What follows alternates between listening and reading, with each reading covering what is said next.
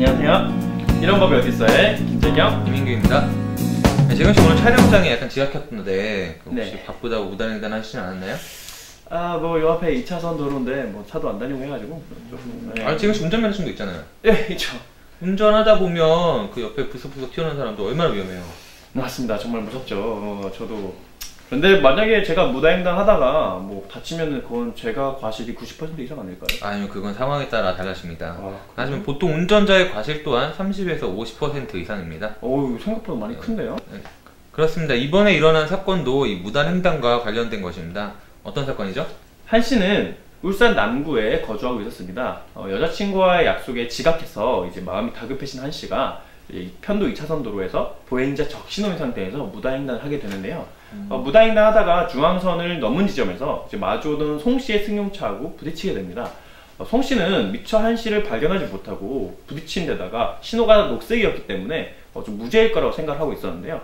그러나 이제 한 씨는 그런 송 씨의 그 가격으로 인해서 우측 슬관절 및 후방 10대 인자에 상처를 입게 됩니다.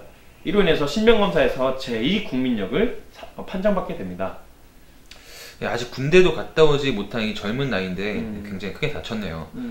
안타깝긴 하지만 아무리 급하더라도 조금만 더 인내심을 가졌더라면 사고도 나지 않고 굉장히 좋았을 텐데요. 맞습니다. 뭐 5분 먼저 가려다가 50년 먼저 간다라는 말이 있는데요. 물론 신호를 놓치면 5분이 아니라 한 30분 정도의 시간을 손해보는 경우가 있습니다. 하지만 그렇다 하더라도 평생 동안 불편하게 가는 것보다는 좀 덜 지불하는 비용이 아닐까 싶습니다.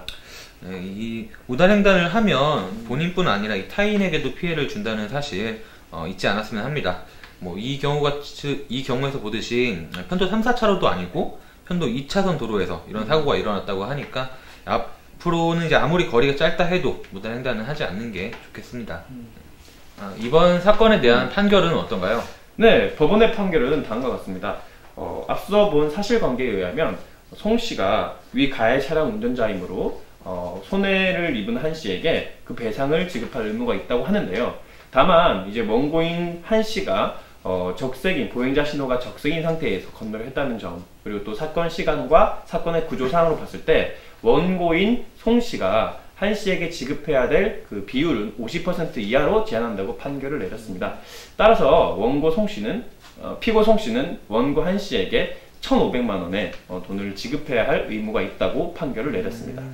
다리에 중상을 입혀도 이 1,500만 원이 선고됐는데 그렇죠. 만약에 더 큰 상해를 입혔다면 그 손해배상액도 더욱더 컸을 겁니다. 맞습니다. 특히 운전하시는 분들은 전방 및 좌우 주시를 정말 철저히 해야 될 것 같습니다. 특히 횡단보도에서 주행 신호가 녹색이더라도 그 속도를 좀 줄이는 것을 명심해야 될 것 같습니다.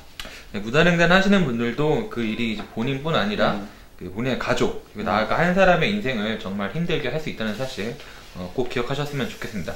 네. 아시겠죠? 아니, 그런데 형도 가끔 무단횡단을 하잖아요. 그렇죠? 대한민국 어떤 국민도 법 때문에 눈물 흘리는 일이 없길 바라며 네, 아는 것이 힘이다. 이런 법이 어딨어?